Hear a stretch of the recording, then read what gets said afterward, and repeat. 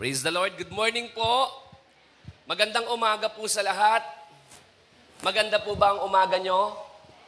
Nagagandahan po ba kayo sa katabi nyo? Nagagwapuhan po ba kayo? Pakibati mo naman siya, sabihin mo sa kanya, napakasaya ko, ikaw na naman ang katabi ko. Diba? Sa kabila, sabihin mo, binuo mo yung araw ko. Okay. Salamat po sa Panginoon dahil hanggang ngayon, binibigyan niya pa rin tayo ng hininga, ng buhay, kalakasan. Salamat sa pag-iingat ng Diyos sa atin. Nakapunta po tayo sa lugar na to ng maayos at ligtas. Amen po ba doon? Sapagkat ang Panginoon po ang siyang nag-iingat at gumagabay at sumasama po sa atin. Napakasarap po mag-worship sa Lord. Amen po ba doon? No? Napakasarap po na pumunta sa tahanan ng Diyos. Kasi alam mo, ito yung lugar, no, kung saan tatanggapin ka ng Diyos, maging sino ka man, ano man ang iyong nakaraan. Amen po ba doon? No? Lugar kung saan mapapalakas ka, makikita mo yung halaga mo. No? Bakit? Sapagkat wala tayong ibang pag-uusapan, kundi ang salita ng Diyos at kung ano yung tingin sa iyo ng Panginoon, ano yung ginawa sa iyo ng Panginoon, at kung paano ka minahal ng Panginoon, pinahalagahan ng Panginoon, kung paano ka niligtas ng Panginoon, at yun po ay napakamabuting at napakagandang balita po sa atin. Amen po ba doon? No? Ako po ay galing po sa Antipolo yesterday. Kasama ko po si Allen sa si Rods kasi nag-speak po ako doon na imbitahan po ako na mag-speak sa anniversary po nila. Hindi po namin alam, parang 1 to sawa yata yung program nila. Nag-start kami ng 1, natapos kami alas 6 na yata.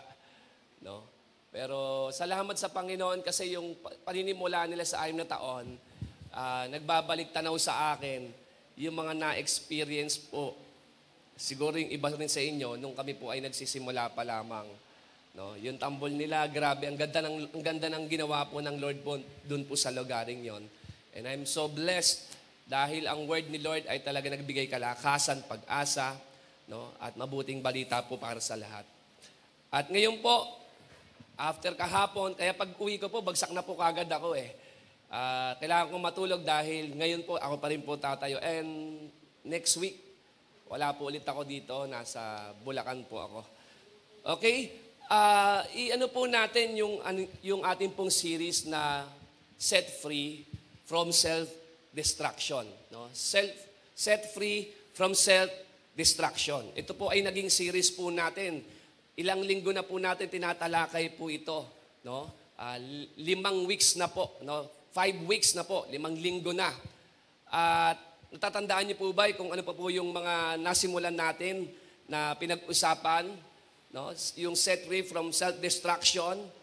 Kapag hindi mo naintindihan at na-manage po ito, ay talagang sisirain ka niya. Ano po yung unang lesson po natin? May nakakaalala pa po? Yung shame, diba? Yung shame. Kasi marami sa atin, bagamat alam naman natin na pinatawad na tayo ng Panginoon, pero nahihiya pa rin tayo lumapit sa Kanyang presensya.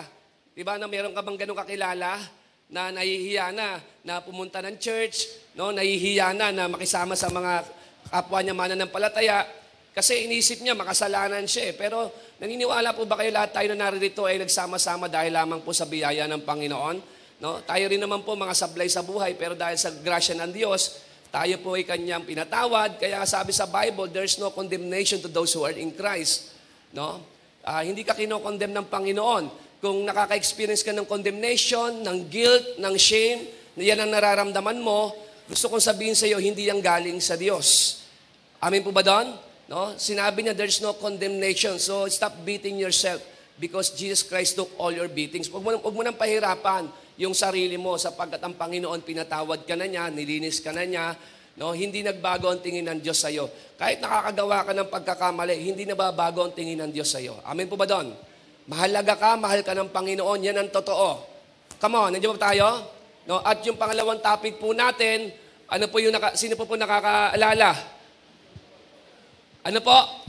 Uncontrolled thoughts. No, marami po sa atin yun po, yung iniisip yung mga pangit na nangyari, no, yung hindi magagandang karanasan sa nakaraan, o di kaya naman yung mga hindi magandang mangyayari sa hinaharap, Iniisip mo na kaagad, nag-expect ka na kaagad ng mga pangit.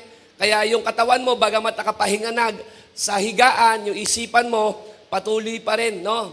Na nahihirapan, kakaisip, napapagod, kahit wala ka namang ginagawa physically. So, yun po, diniscuss po natin yun ng pangalawang linggo. Yung pangatlong linggo po, ano po yun?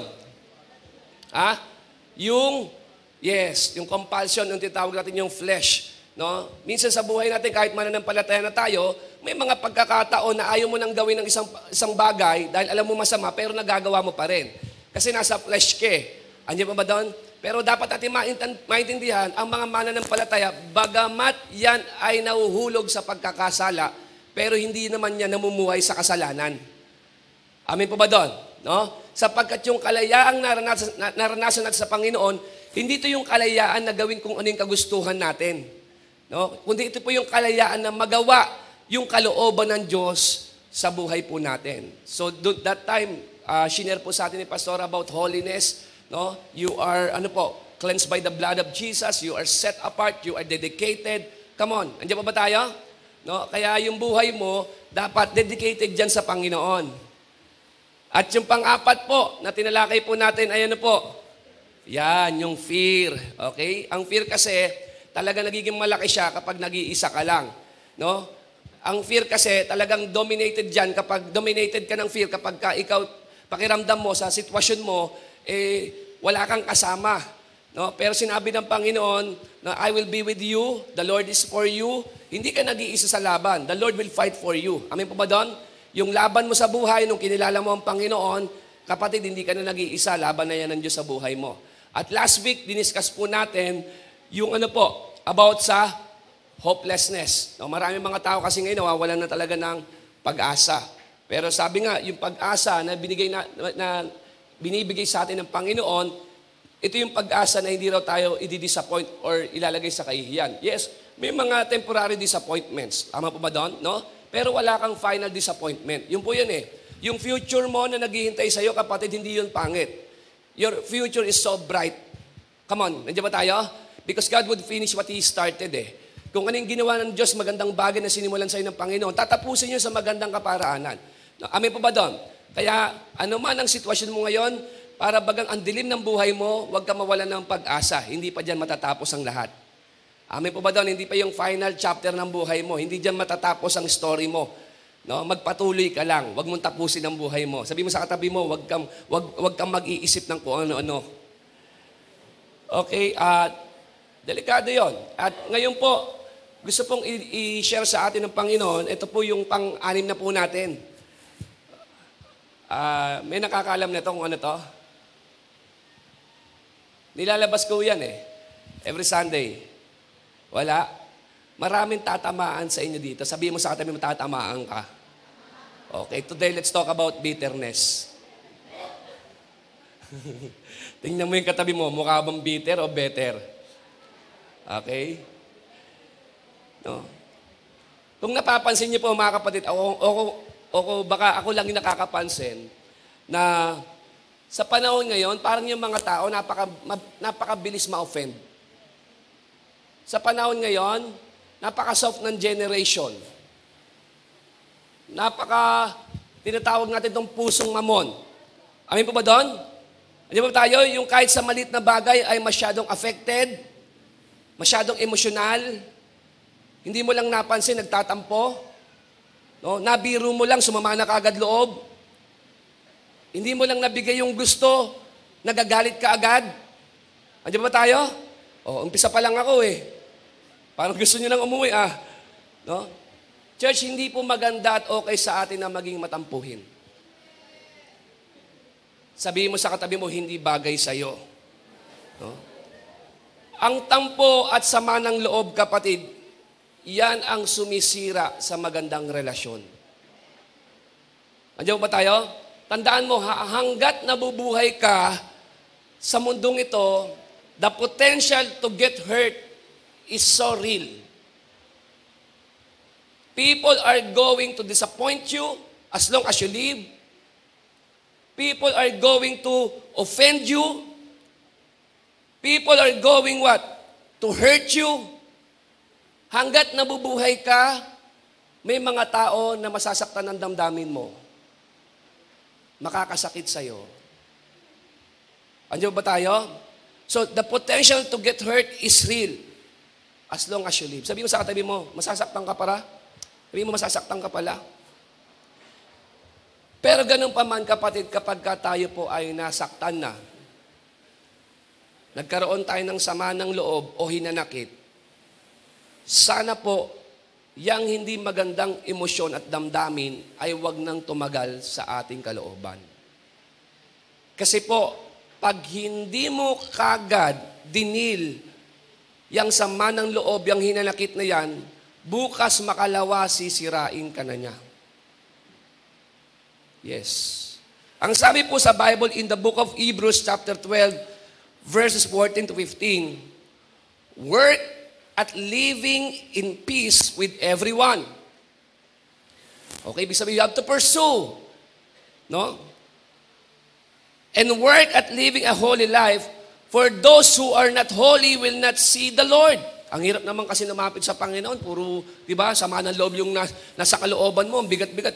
Look after each other so that none of you fails to receive the grace of God. Ang grace ng Lord hindi nagpe-fail. Kaya lang, para sa iyo kasi, hindi mo makita yung benefits ng grace sa iyo eh.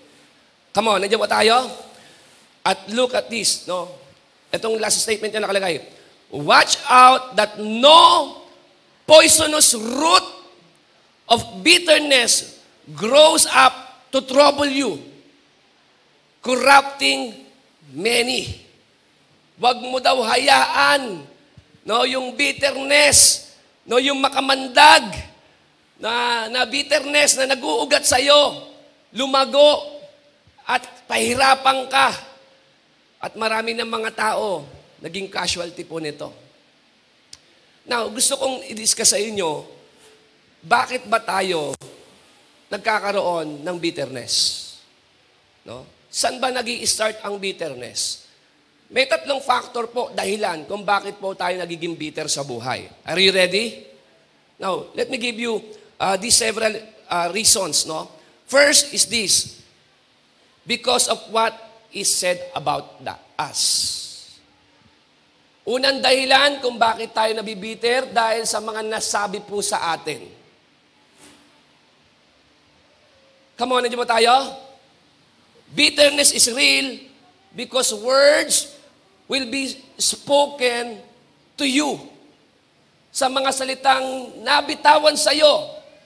At nakita ko po kung paano ang relasyon ay napakadaling madamage dahil sa mga salita na binibitawan sa relasyon na yon. Amin po ba doon? Yung bang hindi pa nagmamature yung relationship, nag-end na. Dahil sa salita. No? Many relationships are ended because of words. Maraming relasyon nasira dahil sa mga salita. Tama po ba doon? Andiyan po ba tayo? Yung maliit na issue na nasabi, lumalaki, humahaba, lumalala, yung mga nasabing salita sa atin. Sa simpleng salita, no, sa maliit na pagkakasabi sa iyo, ay po pwedeng lumaki, lumala, at humaba. Tama po ba doon? Pwede yung magtagal sa iyo eh. Yung, biro niyo, ang bilis lang ng pagkakasabi, pero nung nireceive mo, tumagal lang sobra sa iyo. Yung bang nasabihan ka lang, tumataba ka yata. Ba, hindi mo na, parang gusto mo na kagad pumatay ng tao. Nakukuha niyo pa ba yun? Yung parang, ang bilis lang niya sinabi ha, ba't parang taba mo na? Ang bilis. Pero yung hinarbor ng heart mo yon, tagal. Ano ba tayo? Yung bang sabihin sa'yo, hindi ka na natuto, paulit-ulit na lang, kaya kaganyan eh. Tagal. Ang bilis lang. Naasabi, pero tumatagal. No? Kasi siyempre may mga tao, ito, lesson sa atin. May mga tao kasi, nauuna kasi bibig sa pag-iisip eh. No? Nagsasalita ng hindi niya muna pinaprocess. dito, madalas, nakakasakit tayo. Amen? Kung sana ba lahat na masasabihan mo, kaya niyang i-absorb, kaya niyang dalhin. May mga tao talaga napaka-hypersensitive talaga. Napaka-emosyonal, pusong mamon. Konti lang sinabi mo, pero sa kanya sobrang dinamdam niya na yun, dinala niya na yun. Amen po ba doon? So, careless words, insensitive words, bitter words, provoking words, and poisonous words. Yan po. Dahil sa mga nasabi sa atin, kaya tayo nagkakaroon ng bitterness sa puso. Agree po ba kayo doon? Pangalawa, because of what is done to us. Dahil sa mga nangyari sa atin. Nabitter ka kasi yung taong gusto mo, iniwang ka.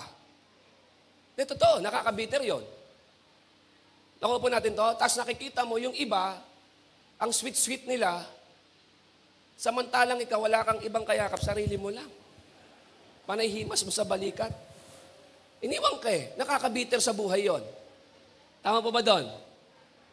Andiyan ba tayo? Dahil sa ginawa sa'yo ng tao, ginalingan mo sa trabaho, ginalingan mo sa pagiging anak, no? Ginalingan mo sa school, ginalingan mo sa ministry, kaya lang yung ginawa mo, hindi naman nare-recognize, hindi naman napapansin. Dito nagiging bitter tayo. Nandiyan ba tayo? Nakukuha po natin? Pakiramdam mo, hindi ka gusto, pakiramdam mo, nalileft behind ka. Dahil sa nagawa sa iyo ng tao, nagkakaroon tayo ng bitterness because of what is done to us. Ano pa? Because of what is taken from us. Nagiging bitter tayo rito. Marami mga tao na bitter mula nung nawalan ng trabaho. Naalis yung trabaho sa kanila, naalis ang business sa kanila, nawalan sila ng minamahal. Nakakabitter po yun. So itong mga dahilan kung bakit pala ang tao ay nagkakaroon ng bitterness. Dahil sa mga nasabi, no? Dahil sa mga nagawa, at dahil sa mga nawala. Saan ka kaya rito nagtitrigger? Saan ka kaya dito tinatamaan? At siyempre, kapag nabibitter tayo, may effect po ito sa atin. Ano po ang epekto po nito sa atin? Una po, nadodominate po yung ating kaisipan. It dominates your mental health. Ang hirap po niyan. Nakuha po natin to, no? Kuwari, nagkaroon kayo ng arguments, di ba? Yung mga negatibong salita na nasabi sa'yo, di ba? Nasa higaan ka na, iniisip mo pa. Natutorture ka pa. Na-experience nyo na po ba yun? Iniisip mo pa, paulit-ulit, nire-rewind mo. Piniplay mo sa isipan mo. Kung ano yung sinabi niya sa'yo. Kung paano niya sinabi sa'yo. At kung saan niya sinabi sa'yo, iniisip mo yon. So, mentally, hindi ka okay. Are you with me? Andiyan ba tayo? No? Nire-rewind mo yung binabalik-balikan mo yung mga nasabi sa yung salita. Ini-imagine mo lagi. Kaya, hindi mainam sa'yo. Amen po ba doon? Hanggang sa kakaisip mo, nakukorrupt na yung puso mo. Napopollute na yung heart mo. Pangalawa, ano po, ide-depress ka nito emotionally. Yes. No? Ide-depress ka po nito emotionally. Wala kang makikitang tao na bitter na happy, na masaya. Tingnan mo yung katabi mo, mukha bang masaya? Yes. Andiyan ba tayo? So bitterness will depress you and sadden you hanggang sa to the point, kapatid, na hindi ka na makapag-function normally. Kasi ang bigat sa kalooban eh. Parang wala ka lagi sa mood. Ano pa? It destroys your spiritual life. No? Bitterness will destroy your worship. Ang hirap kasi nun. Tama po ba doon? Manghirap magpuri, tapos yung kasamaan mo ng loob, yung pa'y nasa harap mo habang nakataas ka ng kamay. Tapos yung nagtaas siya ng kamay, ang bihita, ang kapal ng mukha nito. Akala mo walang ginawang kasalanan. Ang hirap mag-worship, mag-concentrate sa presence ng Lord. Tama po ba doon? No? Lalo na kapag ang kasama mo ng loob, yung katabi mo. Ang hirap mag-worship. Tama po ba doon? So it affects your worship. Ano pa? It destroy and it damage your work. Ang hirap mag-work. Tandaan nyo, sa ministry, sa church, mahirap mag-work kapag hindi ayos ang relasyon mo sa iba. Lelet ang mundo mo. Ikaw lagi nagsosolo sila sama-sama. Maapektuhan kapag nagkaroon tayo ng bitterness sa ating kalooban. Amin po doon pati ang ating espiritu, ang ating spiritual, tinatamaan. Kaya sabi po rito, work at living in peace with everyone and work living a holy life, for those who are not holy will not see the Lord. Look after each other so that none of you fails to receive the grace of God. Watch out that no poisonous root of bitterness grows up to trouble you, corrupting many. Tutukan natin itong huling statement dyan. Sabi dyan, watch out. Magbantay ka. Tingnan mo maigi. Ano sabi? Watch out that no poisonous root of bitterness. Look at this. Sinabi sa Bible na ang bitterness ay lason. Bitterness is a poison. Amin po ba doon? Ang lason ay nakakamatay. Andiyan ba tayo? Pag sinabing lason, mapanganib at nakakamatay. No? Lalasunin niya yung attitude mo. Magiging nega ka sa buhay. Lahat sa iyo hindi ka makaisip ng magaganda kasi nga polluted yung heart mo eh. Amin pa ba doon? Ang tao na merong bitterness, kapatid, tingnan niyo po nalalason yung kanyang relasyon sa iba. Tinatamaan. Madaling ma-offend. Nilalayo mo yung sarili mo sa kanila. Ayaw mo makaisa. At palaging ayaw mo na maging masaya. Sabi sa nabasa ko, bitterness is like drinking poison and waiting for the other person to die. Yung bitterness daw ay tulad daw ng pag-inom daw ng lason at inaakala mo na yung isang tao ang mamamatay. Na alam niyo mo ba yung Racumin? Yung Racumin na sa daga yun eh. No? Parang gano'n, uminom ka ng Racumin, pagkainom mo, hinihintay mo yung daga mamatay. Mamamatay na tong daga na to. Hindi ang daga ang mamamatay. Ikaw ang malalason. Kaya nga, bitterness galing sa word na bite. Merong venom. May lason. Are you with me? No? Yun po yun eh. Ang sabi sa Bible, ang bitterness daw ay lason. Nakamamatay.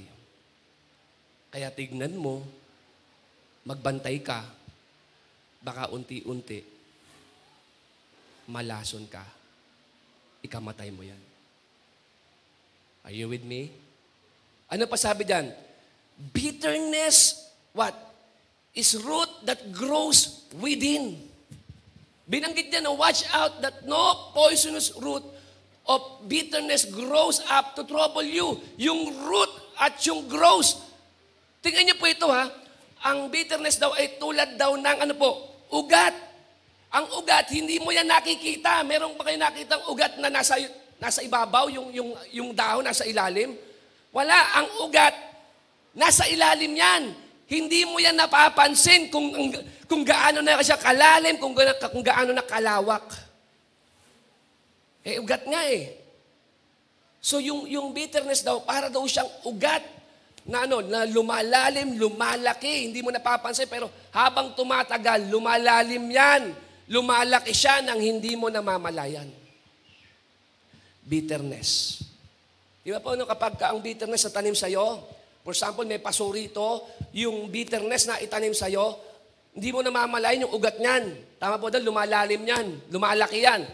Pagka tumubo yan, kapatid, ito masakit sa bitterness eh. Kapag tumubo yan sa puso mo, ano magkakaroon pag tubo? Bago magkadahon, ano muna? Mga sanga muna. Ang problema, kapag tumubo yan, yung sanga, hindi mo kontrolado kung saan pupunta. Come on, ba tayo? Hindi mo alam kung saan tutubo yung sanga. Yun ang masakit dyan. Pag tumubo yung bitterness, hindi mo alam kung ano tatamaan sa'yo niyan. Pwedeng matamaan ang pamilya mo, pwedeng matamaan may mga mahal mo sa buhay, pwedeng tamaan yung pagkatrabaho mo, pwedeng tamaan yung pagnenegosyo mo, pwedeng tamaan pagtulog mo. Maraming pwedeng tamaan yan, hindi mo kontrolado kung saan pupunta yung sanga na yan. Kaya habang wala pa, pagbantayan mo na. Tingnan mo nga yung katabi mo. No? Okay pa ba? No? Bitter root produces bitter fruit. Kapag bitter ang ugat, bitter din ang bunga. Makikita naman sa taong bitter eh. Yes, makikita mo yan. No? Yung parang lagi nilang may nasasabing hindi maganda, ayaw ng kasiyahan, nilalayo ang sarili. Ganun po yun, ang taong bitter. Kasi bakit? Siguro dahil sa stress, dahil sa struggle, dahil sa pain, no? Dahil sa mga negative experiences niya, doon niya hinuhugot yun. Doon niya hinuhugot. Dahil sa mga nasabi sa kanya, dahil sa mga nagawa sa kanya, dahil sa mga nawala sa kanya, kaya siya nagiging bitter. At nakikita mo, mapapansin mo po yan sa taong bitter. Are you with me? No? Sabi niya, no, ang bitterness daw ay poison. Poison. Pero meron pa akong isang naintindihan. Habang pinag-aaralan ko to, naisip ko lang na yung salita kasi, sabihin na nating masakit yan. May nasabi sa ibang tao. May nakomento sa yung hindi maganda. Tama? Pero nakita ko, kahit gaano man natin sabihin na masakit yung nasabi sa iyo, hindi naman magkakaroon kaagad ng offense kung hindi sinalo ng puso mo. I mean, it's about harboring those words sa puso mo. Diba? Yes, poison ang words na binato sa iyo, pero kapag polluted ang heart mo, kapatid, dito nagkakaroon ng problem. What do I mean? Look at this. Pwede kasing nasabi sa iyo ng tao na yon out of anger, di ba? Yung bang nabanggit niya, nasabi niya lang, hindi niya naisip basta-basta. Nagalit siya. Yung emosyon nun, kapatid, tingnan niyo po ito hindi naman nagtatagal, bumababa yan eh. Tama? Ang problem, yung nasabi sa iyo, yung salita mo, yung kinuong mo yung sa puso mo, doon pwede magtagal. Pwede magtagal yan ng ilang araw, ilang linggo, buwan, taon.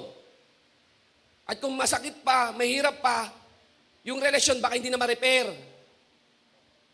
Hindi na maging maayos. So yung emotion ng words na nabanggit sa iyo, immediately, nag-subside na, pero yung pag-harbor mo doon sa word na yun sa puso mo, pwedeng tumagal doon. Andiyan po ba tayo? So yun ang pinaka nagiging issue po natin, yung ating puso. Parang wala pong tao po rito. I'm not saying na, Pastor, hindi ibig sabihin, okay lang na sabihin sa'yo ng mga tao yung gusto nilang sabihin kasi may problema tayo, yung puso natin. Hindi po. Hindi ko po ina-excuse yung mga sinasabi nilang salita. In fact, may pananagutan sila sa Diyos. Yung mga nagsasalita sa'yo ng hindi maganda, yung mga careless words, no? Yung provoking words, yung insensitive words, kapatid, may pananagutan sila sa Panginoon. Nakalagay yan sa Bible. In Luke chapter 12, verse 36, ito muna sa mga nagsasalita ng hindi maganda sa kapwa. Tingnan niyo po ito. Tingnan niyo po itong Matthew chapter 12, verse 36. I-check natin yung nagsasabi at yung tumatanggap. Tingnan mo natin, sabi yan, and I tell you this, you must give an account on judgment day for every idle word you speak. Lahat tayo mananagot sa mga sinasabi natin. No? Kaya maganda yung, yung naging prayer po ni David po sa Psalm chapter 141. Tingnan niyo po ito. Ito po, dapat ganito yung prayer po natin, kapatid. Every day, gawin mong prayer to. Sabi dito, Lord, help me control what I say. Ganda, no? Don't let me say anything bad. So, yung mga taong nagsasalita ng hindi maganda, kapatid, may pananagutan sila sa Panginoon. Pero gusto ko, yung message na to, hindi lang sa mga taong nagsasalita sa iyo ng hindi maganda, mga taong nakasakit sa iyo. Gusto kong i-deal din natin yung puso mo na nagre-receive ng mga salita na binibitawan sa iyo. Are you with me? Nandiyan ba tayo? No? Nakita po natin to. Don't let me say anything bad. Hindi kasi maganda kung aalagaan mo sa kalooban mo yung sama ng loob. Nakakain na po ba kayo ng panis na pagkain? No. Ano po ang ginagawa niyo? Ano po nangyayari kapag nakakain kayo ng panis na pagkain? Ninunguya? Siyempre, pag nalasahan mo kagad yan, alam mong panis yan, i-reject mo yan. I-eject mo yan. Bakit? Kasi hindi nakadisenyo ang sikmura mo na kumain ng panis. Nare-recognize yun ng sikmura mo.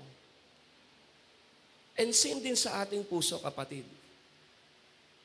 Kung alam mo na yung salita na yon, hindi makakatulong sa'yo, sisirain ka niya, lalasunin ka niya,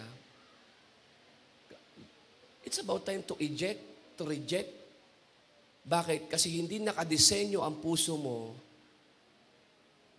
na alagaan mo ang mga negative words na yon. Are you with me? Nandiyan ba tayo? No? Ibig sabihin, kapatid, yung puso mo, huwag mong hayaan na tapunan ng hindi maganda, mag-alaga ng hindi magandang salita. I-reject mo siya. No? Kasi bakit? Kung yung salita na yon magiging lason sa puso mo, tulad ng pagkain na panis, ba't hindi mo i-reject? Ba't di mo i-eject? Bakit pinatutuloy mo siya? Lason pala yung mga salita na yon. Amen po ba doon? At ang sabi dito, ano po, bitterness corrupts many. Marami pong nasira dahil sa bitterness. Amen po ba doon? No? Ano po nangyayari kapag hindi po tayo maging maingat? Nadadamage po tayo. No? Nadadamage ang ating puso, and damaged hearts lead to damaged homes, damaged relationships, damaged opportunities. Tingnan niyo po ito. Sinabi sa Bible na ang puso mo raw ay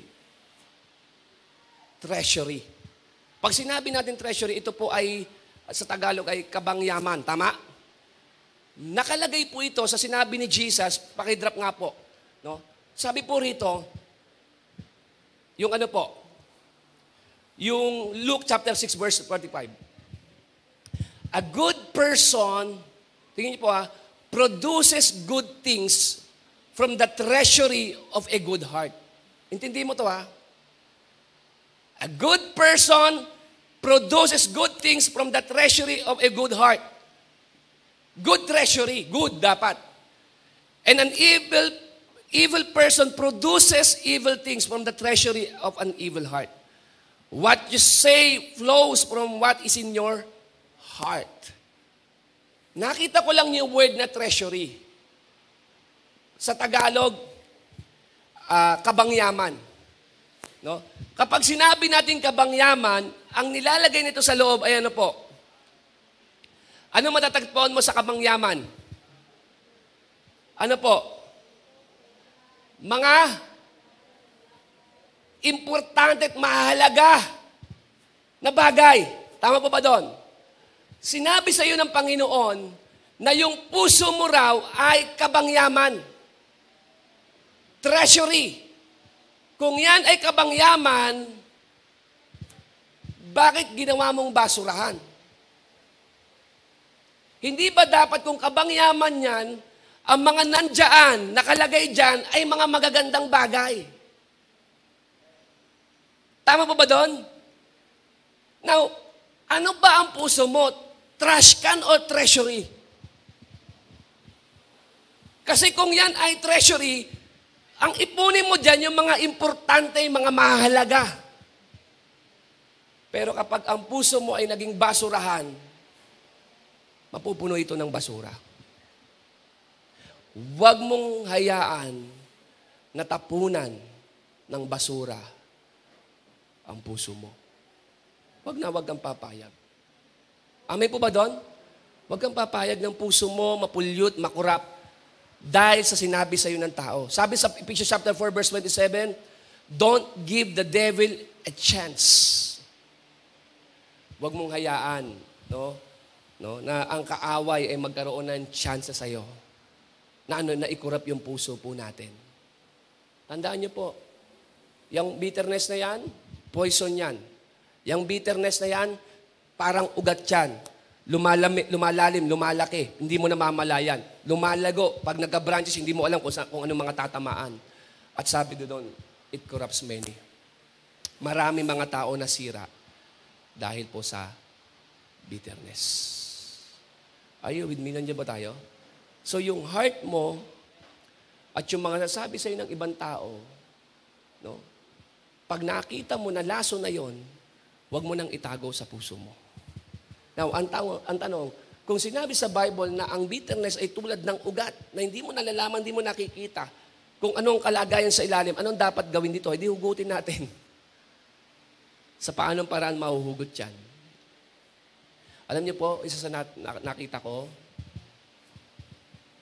yung marunong kang umamin. Hindi ka kasi gagaling kapag nagpe-pretend ka palagi. Yung magsabi ka sa tao na okay ka lang, siguro para masabi na huwag ka na mapaghinalaan. Wala nang masyadong kwento pag sinabi mong okay ka.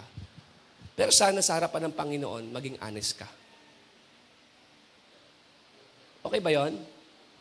Kung alam mo na merong hinanakit, merong galit, kasi lumalaki yan Yung tampo, naging galit, naging hinanakit, naging puot, hanggang sa gusto mo nang maghigante. Nasira ng lahat-lahat sa iyo. Lumagong na siya Kapatid, kung pakiramdam mo, yung puso mo ngayon, naging basurahan. Hindi na siya naging kabangyaman. Pwedeng umamin sa Panginoon. Lord, masyado nang polluted yung heart ko. Bitter ako. May hinanakit ako dahil sa sinabi sa akin. May hinanakit ako, may galit ako dahil sa ginawa sa akin. May hinanakit ako at galit maging sa iyo, Panginoon, sa mga kinuha mo sa akin. Pwede tayong maging honest sa Panginoon. Kung saan yung bitterness natin, hayaan mo na i-heal ng Lord yung heart mo at maging treasury uli at hindi maging trash can. Ulitin ko po ang puso mo ay hindi basurahan. Kaya wag mo lagyan ng basura. Amen? Yung mga salitang sinabi sa iyo, tinapon sa iyo, kung alam mong lason, i-reject mo, i-eject mo kasi hindi nakadesenyo ang puso mo na tumanggap ng mga basura. Are you with me? Diyan ba tayo? So, amen. Pakitingnan nga yung katanong sabihin sa kanya. Handa ka bang umamin? Yes. Ano pa? Pursue a life of fellowship. Pursue a life of fellowship. Kasi kapag tayo nabibiter, isa sa nagiging nagiging normal na gagawa natin yung ilayong ating sarili sa iba. Putulin yung ating relasyon sa iba. Kapatid, tanda mo, masasaktan at masasaktan ka. Pero hindi ibig sabihin na saktan ka, hihinto ka ng magmahal. Hindi pwede, kapatid, hindi porket nasaktan ka, ay mawawala na sa heart mo na tumulong sa iba dahil sa nasaktan ka. Nandiyan ba tayo? No? Tingnan niyo po ito sinabi sa Hebrews chapter 12 verse 14. Work at living in peace with everyone. Huwag ilayo ang sarili. Huwag ilayo.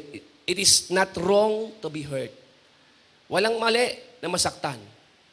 But it is wrong to stay hurt. Yung masaktan ka, lahat tayo nasasaktan. Pero yung manatili ka dyan sa sakit na yan, hindi na yan nakakatulot, hindi na yan maganda para sa'yo. Kaya sabi mo sa katabi mo, don't stop loving. and don't stop serving.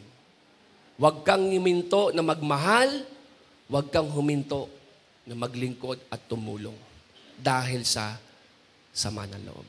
Amen? Pangalawa, practice a life of forgiveness.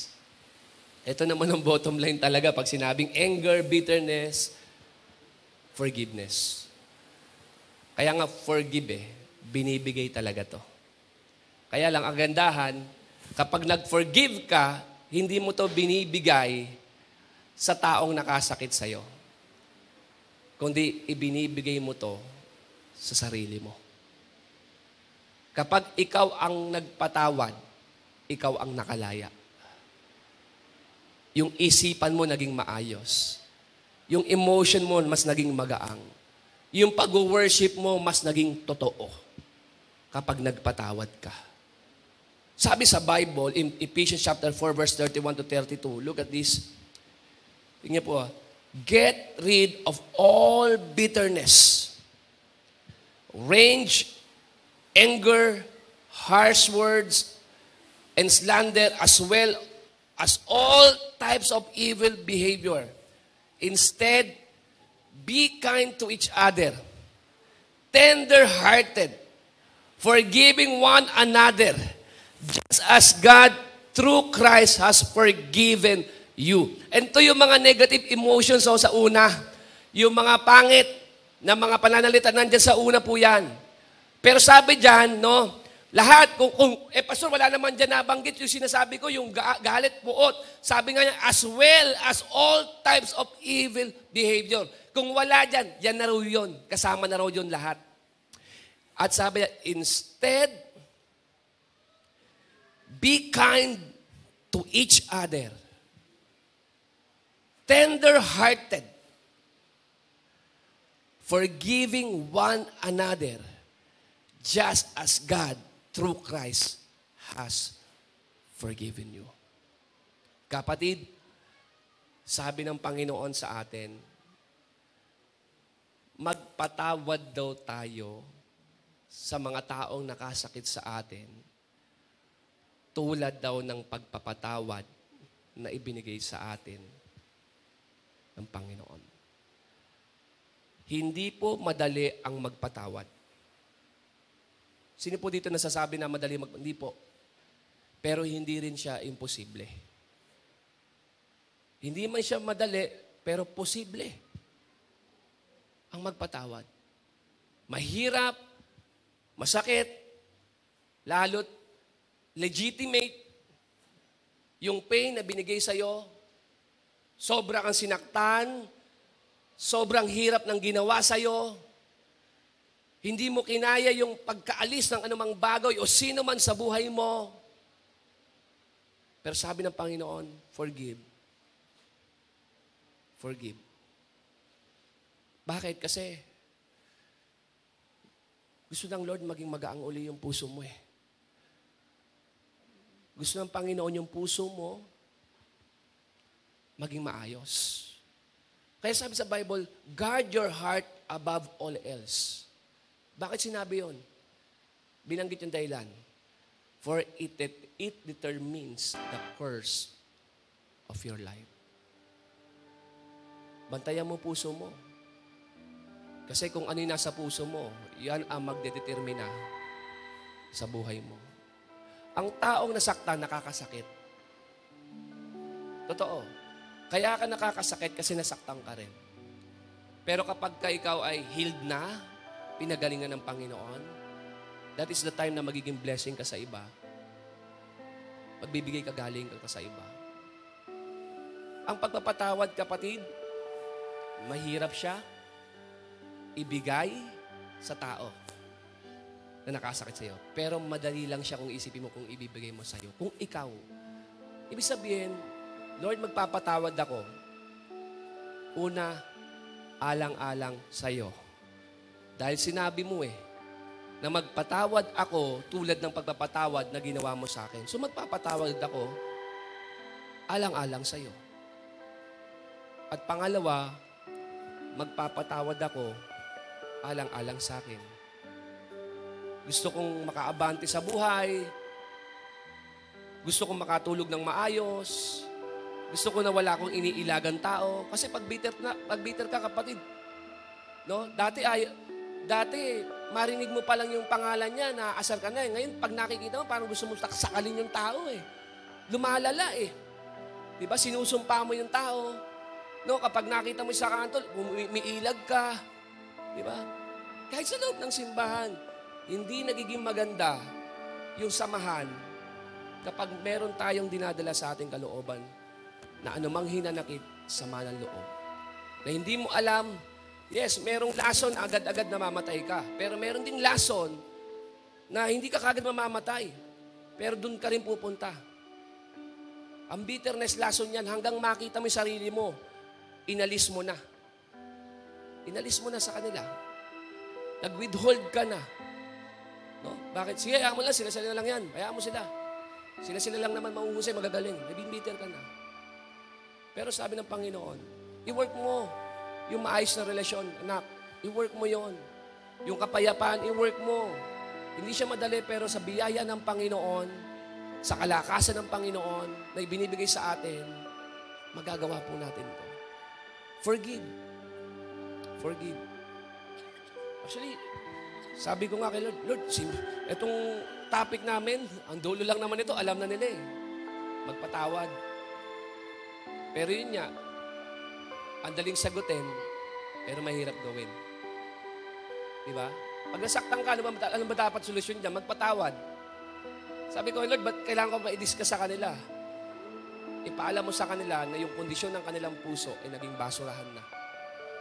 Polluted na. Hindi na siya naging treasury. No? Ba't hindi mga gandang memories? Yung mga gandang bagay na ginawa sa'yo ng mga tao. Hindi man yung isang, hindi lahat ba ng tao sa paligid mo, pangit ang ginawa sa'yo. May mga tao maganda ginawa sa'yo. Lagay mo doon.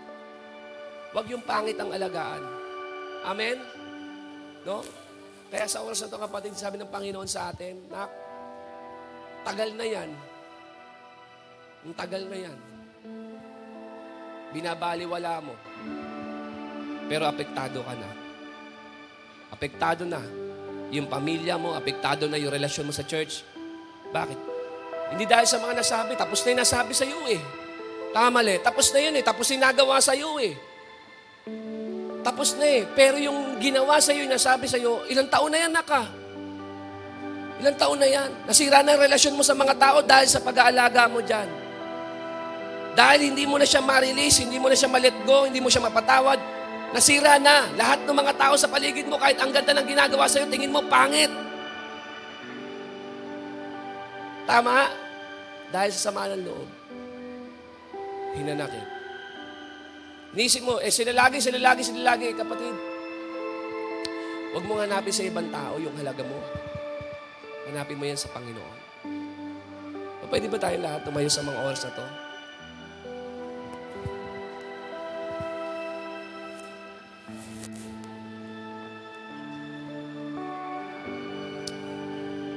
Maaaring pumunta ka sa lugar na to na meron kang bit-bit na sama ng loob, hinanakit. Sa puso mo, maaaring nakikinig ka, pero yung puso mo walang pagtugon. Diba? Kasi bakit? Di mo makita yung gusto mo eh. Kaya ka bitter eh. Hindi mo marinig yung gusto mo, kaya ka bitter. Hindi mo makita sa mga tao yung halaga mo, kaya ka bitter. Kaya yung dapat na pagsamba mo, hindi mo maranasan ng gusto kasi may problema yung puso mo eh. May problema yung puso mo.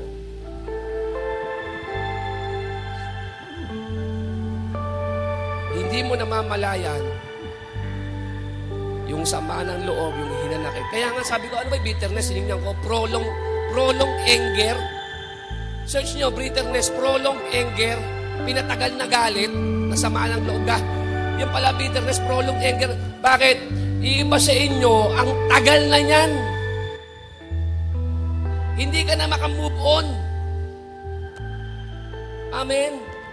Wala na. Kumbaga yung puso mo corrupted na, polluted na. Tapos na yun eh. Tapos na yun. Kung hinihingi sa'yo ng Lord na i-repair mo yung relationship, i-repair mo. Work to live in peace, sabi doon, no, ng Panginoon. Hindi ka dinisenyo ng Lord para i-destroy ang relationship. You are a builder, not a destroyer. Amen. Pero, Pastor, ang hirap kasing gawin. Kaya nga nandyan yung grace ng Panginoon eh. Kaya nandyan yung love ni Lord eh. Kasi bakit? Huwag kang humugot ng pagpapatawad sa sarili mo lang. Hayaan mo yung kapatawaran, yung pagmamahal, buhat sa ating Panginoon, ang mag-udyok sa'yo, magtulak sa'yo, para magpatawad ng tao. Para magpatawad ng tao. Imagine, ang ganda sana sa loob ng pamilya, sa loob ng simbahan, kung wala lang sanang sama ng loob eh. Kung walang hinanakit. Kung ang tao, kung mga anak ng Diyos, marunong magpatawad, nire-repair yung mga nasirang relasyon, ang sarap mabuhay kasama ang iba eh. Ang sarap maglingkod kasama yung iba. Ang sarap sumamba kasama ang iba. Ang sarap mag-stay sa loob ng bahay. Tama? Yung bitterness, kapatid, lason. Lason yan eh. Diba, biruin mo, for example, no? Ito na lang, for example, isipin mo prutas to. Ano yung prutas? Mangustin. Okay, yung mangustin. Isipin mo, itong wallet na to, mangustin. No? Bro, punta nga sandali nito. Isipin mo itong wallet na to, mangustin, no? Prutas. Pag binigay ko ba to sa'yo, tatanggapin mo? Tatanggapin mo. Tama? Saan mo lalagay yan? Lalagay mo pa nga sa bulsa mo yan eh. Kakainin mo mamaya. Kasi mangustin siya eh. Kapag kinabang siya, pagkain siya. Tama, mali. Nakakita na po ba kayo ng mangustin? No? So, kinuha niya. Tinago niya. Why? Because it's worth it. Tama? Pero paano yung mangustin? For example, mangustin lang to. Binigay ko sa kanya. Okay? At malaman-laman mo yung mangustin na yun, sa loob pala niyan, bomba. Ano reaction mo? Ha? Ano reaction mo? Hindi, ano reaction mo? Wari, saan ka ba umakting? O sige, reaction lang. Wari, mangustin, sanabi sa'yo, mangustin. Bro, bomba yan. Ano reaction mo? Ano reaction mo? Bomba yan. Bomba. Imagine mo, bomba pala yung hawak mo. Ha? Tatapon mo kaagad.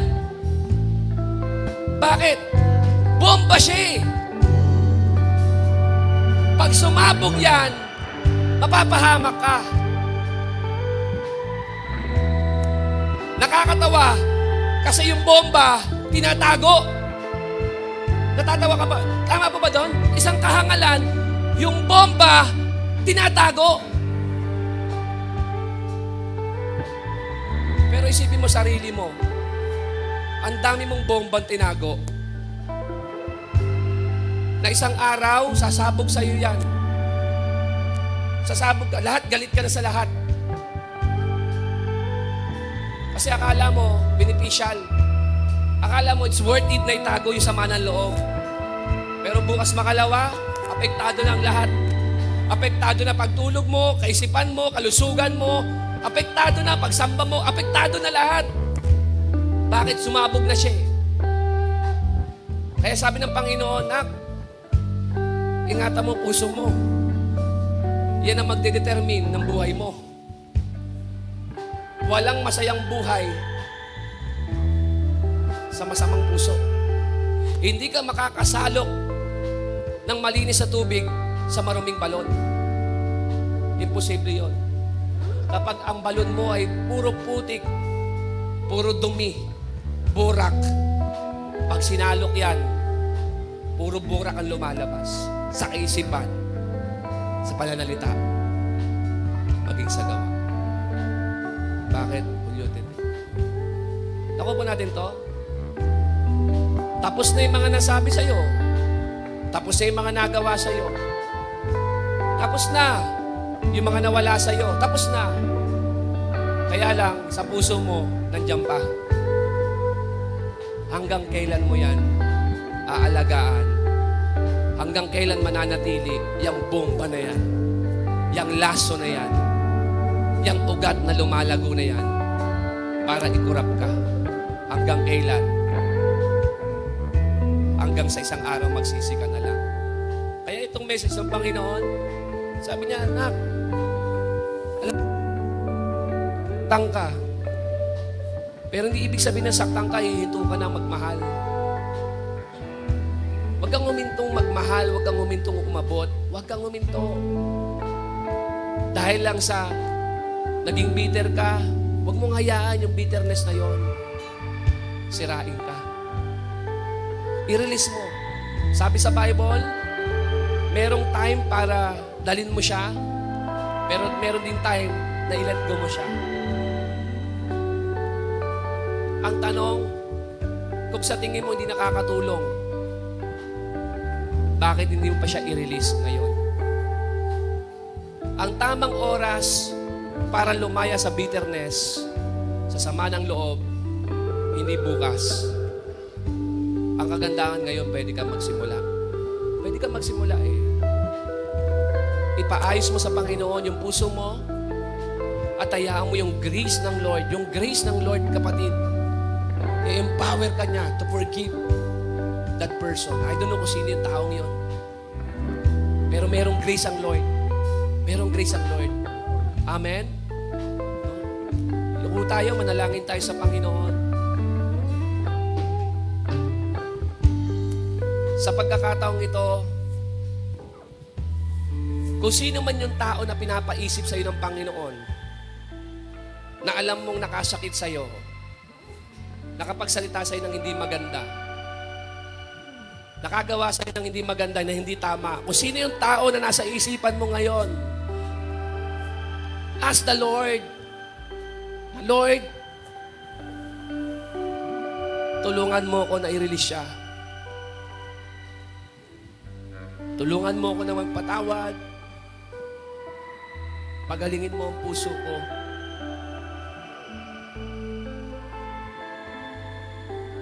Alisin mo yung mga basura sa puso ko. Kapatid ko, nasaktan ka ng tao na malapit sa'yo.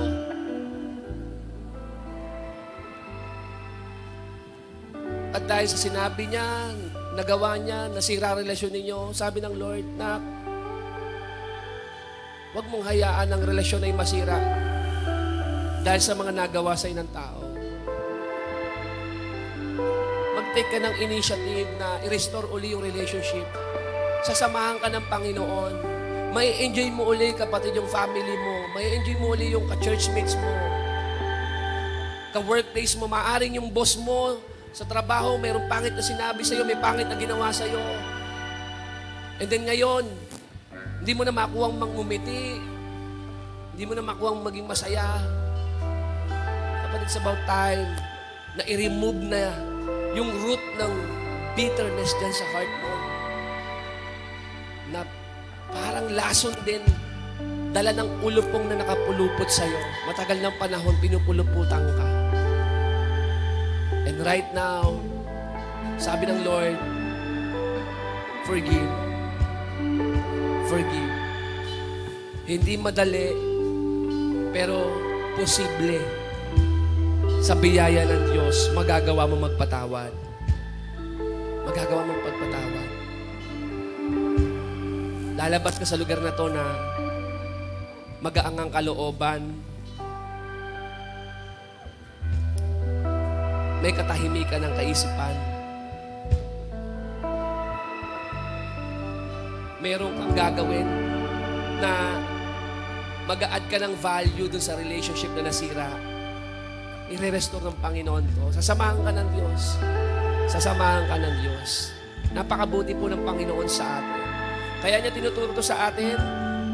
Hindi ko alam ang sitwasyon niyo. Baka maaaring iba sa inyo, nahihirapan ka na nakamakaabante dahil sa sama ng loob.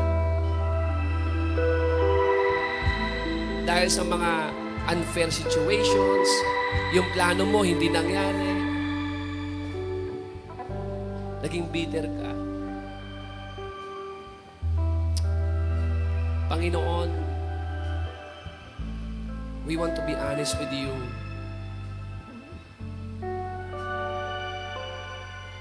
Tulungan niyo po kami, Panginoon, na ma-release, Lord, yung sama ng loob, hinanakit o galit, anumang mga negative emotions, Lord God. Nire-release po namin ito, Panginoon, sa iyo. Binababa namin, Panginoon, sa iyong paanan. Turuan mo rin kami, Lord God, na i-guard ang aming mga labi na sa gayon di rin kami makasakit sa iba. Na huwag kami makapagsalita ng hindi maganda, Panginoon. Sa mga tao na nasa paligid namin, Lord, hayaan mo yung mga salita lumalabas sa aming bibig ay nakakalakas, hindi nakaka-down, hindi nakaka-degrade, hindi nakakapanghina, kundi nagdadala ng pagpapalad kalakasan. Ang aming puso, Lord, gagawin uli namin, Lord God, na kabanang yaman. Hindi na siya ngayong basurahan, kundi, Lord, yung magagandang bagay ang itatago namin dito. Salamat, Panginoon, sa pagkakataon, Lord, na makatagpo ka namin sa mamamagitan ng iyong salita.